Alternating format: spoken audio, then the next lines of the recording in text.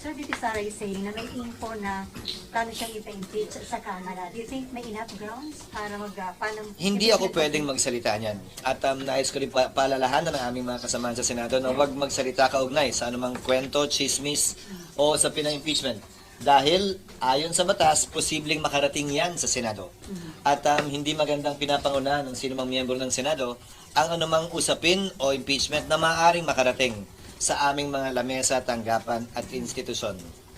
Pero sir, sabi ni VP Sara kahapon, openly pinag-uusapan na sa House yung narinig mo na dito? Hindi, dahil wala naman ako sa House. Dito sa... hindi. And again, I would advise and remind members of the Senate not to speak about any such situations or cases related to impeachment against anyone. Kasi nga, kung matuloy yan at kung makarating sa amin, uupo kami bilang mga mahistrado at hindi magandang may masabihang miyembro ng Senado na pinrejudge o meron ng kapasyahan bago pa man dumating dito anumang kaso. Pero just in case na mangyari, sir, mauubos na naman ang oras ng Congress doon. Ang oras ng Senado at Kongreso. Pero wala pa yata impeachment. May nangyari na bang impeachment na may eleksyon? Meron naman. Pero under the law, sir, parang 1 year na lang sa office yung hindi na pwede mag-file at first year. Yes. Yes, 1 year So before. malabo. 1 year, ang rules on impeachment is 1 year before, 1 year after, and not more often than once a year. Since last week until yesterday po, nagpahayag na po ng strong denial ang House leaders about impeachment efforts against the Vice President. Pero hindi po namamatay ang issue dahil kahapon po nagsalita po ulit ang Vice Presidente at sinasabi niya pong may information siya about this from her close friends mismo dito sa House of Representatives. What is your reaction to this and why do you think is the Vice President insisting on the issue despite a strong denial from the House leadership? I've answered this before na, di ba nga, nakita nga po natin sa crystal ball dati na wala naman pong ganun na balita. Pero siguro, i-identify na lang niya yung mga friends niya na nagsabi para yung mga friends niya ang magsabi kung tama po yung mga nakukuha nilang informasyon mula sa grapevine. But dito po sa House of Representatives, wala naman pong ganun na napag-uusapan. Sa ilang oras at araw na ginugugol ko dito sa Kongreso ay hindi ko narinig yon. Ganun kasi talaga ang public service eh. Meron kang mga kaibigan na totoong kaibigan, pero meron ka namang kaibigan na gusto nilang may action. Sometimes itong mga action na ito makes them more important. Kaya ito yung mga bagay na dapat worry yung ating Vice President. Kasi ang hirap nung may magre-report pero walang basihan at pagkatapos dun nakafocus tayo. In fact, napakasayang nung oras na napupunta sa usaping wala namang kwenta at wala naman talagang nangyayari. Again, I haven't heard talks of an impeachment. Hindi ko rin siya nakita dun sa ating mga kasamahan. Lahat busy sa pag-scrutinize at pagpapasa ng budget. And more importantly, kung sino man yung mga nang-iintriga, sana sabihin kung sino-sino sila para malaman natin kung ito ba ay may vested interest, ito ba ay tila linilin lang yung ating Vice Presidente, o ito ba ay gusto lang ng fireworks dahil walang magawa sa buhay. In addition to that po, I think on our part ang magagawa lang po namin is to confirm po siguro na at least sa amin, wala po kaming naririnig na ganung mga allegations, wala namang usapan ng impeachment po dito sa House. In fact, ang naririnig po namin usually is nahirapan yung mga congressman na bumalik sa kanilang mga distrito dahil overtime na po sila dito sa budget deliberations. Meron pa po tayong, for the first time in a while, deliberations na nga po sa budget appropriations. Meron pa rin po tayong mga concurrent committees. I believe yesterday there was the committee on the oil spill. Of course, we have the Quadcom. And in addition to that po, tuloy-tuloy pa rin po yung BPSF. There is quite the coordination po between the executive and the district representatives yung sa legislation. If you'd recall po, we had the BPSF Agent Summit nung Monday and there was recognition po ng part ng Congress po doon na bilang representatives mga tao in their districts, sila po yung nagiging agent together with the executive sa pagbaba ng BPSF. So I think doon pa lang po sa BPSF, sa House deliberations, plus yung ongoing committees, napaka-busy po ng mga congressman, congresswoman po natin dito.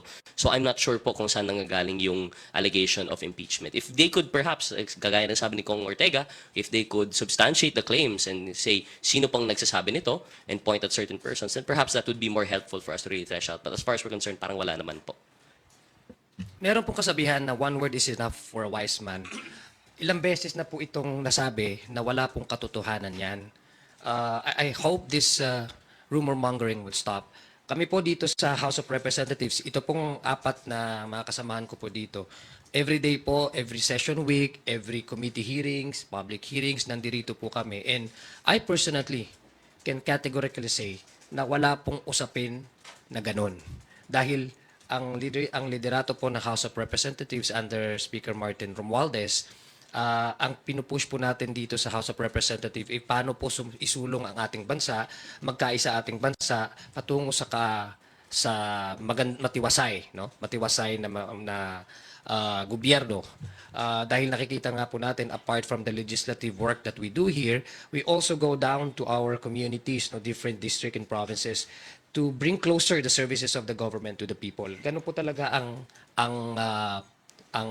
priority ng House of Representatives. It also speaks about bridging gaps and uniting communities, no, for the prospect of, bringing together all communities na para doon sa pagsulong ng ating bansa. It also speaks about, I guess, no, itong usapin, no, kasi itong sinasabi nilang issue or rumor, alam po namin dito at alam po ng liderato ng House of Representatives, this is counterproductive to the work that we're doing right now. Itong usaping impeachment, alam po natin, no? That's why we don't put credence on the issue, because alam po natin na this is not only create disunity, create chaos politically, but it also counters. It's counterproductive, and it counters the efforts and the positive result of everything that we have done and everything that we continue to do. Kuya Remo, follow-up lang po ako. Go ahead. Last week po, the House Committee on Appropriations approved the motion to subpoena the findings of COA regarding the utilization of confidential funds of the Vice President as well as the Department of Education from 2022 to 2023. Whatever the findings may be, will this be sufficient enough to file an impeachment complaint against the Vice President? Let's cross the river. Let's cross the bridge when it comes. No, unang-una kasi, if I recall if my memory recalls me right, the motion came from the Honorable Franz Castro. Whatever her intention was, then we can look into that. Sa pagkakaintindi ko kasi ang kanyang goal when she was interpolating on the proposed budget of, was this the Department of Education? Yeah. Oh, the Commission on Audit. Her primary goal was actually to prove that indeed allocation of confidential funds should really be put in the proper context. Ibig kong sabihin, ang kanyang punto nung pinapakinggan ko siya at nakakausap namin on the sidelines is she wanted somehow safeguards on where confidential funds should be spent. So sa pananaw ko, hindi naman yun ang intensyon, kundi ang intensyon ay hindi na maulit kung sakasakali meron talagang misuse ng confidential fund. In addition to that po siguro, of course, like what Congarin said, let's cross the bridge when we get there. We don't want to preempt po kung ano man yung laman ng report ng COA, if ever i-release po nila based on the subpoena. But what we can say po is definitely, yung binabanggit po na grounds, mabigat po ito eh. Impeachment is not a light matter. This is explicitly mentioned by the Constitution. There are very strict grounds for this po. And in addition to the grounds, it is something that should be voted upon by Congress. Hindi po siya basta-basta lang na pag nahanap ng violation, ito, impeached ka na. Hindi po yun ganon. So I think whether or not there would be grounds, you also have to couple it to the question of will it even prosper? Because I think two-step process po yun. You have to first pass the articles of impeachment and then you have to vote on the impeachment itself. So I think these questions naman po, I think it's a very, very long way from there pa po. And I don't think it would be improper for us to comment po on whether that would be sufficient ground or there to be sufficient for impeachment. Yun lang po. Well, I think very short lang po, no. We really can say because that is actually a part of the regular budgeting process, no. And there's no indication para sa akin, kasi tama nga yung sinabi ni Kong Rog. as of now, there's really no indication that currently, no, that would indicate that it would lead to that. No? Tama nga ang sabi ko kanina, impeachment process is really not only divisive, but it is also counterproductive. No? It counters the things that we do here in the House of Representatives. We are aiming to really push for the progress of our country economically, socially, issue of peace and order. So when we do discuss all these things, no, it really, it basically runs the opposite of what we are aiming here, in the House of Representatives. So it's not only resource-wise, it's too burdensome. It's also politically unwise for me, no? Na yung lahat po ng nagawa ng House of Representatives ay maka-counter just because we need to focus on a certain issue na wala naman pong basihan at hindi po talaga yun ang purpose or na pag-uusapan dito sa House of Representatives. So I don't think, based on your question, there's currently no indication that would lead to me that would lead to that kind of an exercise. Umani naman ito ng iba't ibang reaksyon mula sa ating mga netizens. Ayon kay Joshua Vincent, bakit hindi nyo imbestigahan ang budget ng President and Speaker? Pahayag naman ni Reynaldo Tacmo, kung mga senators at congressman na dapat lawmakers lang ang role merong free social services, hindi ba pwede sa OVP? At ito naman ang saloobin mula sa ating kababayan na si Arman Talampas, simula pa lang sinisiraan na ang VP, talaga walang kwenta ang administrasyon nito.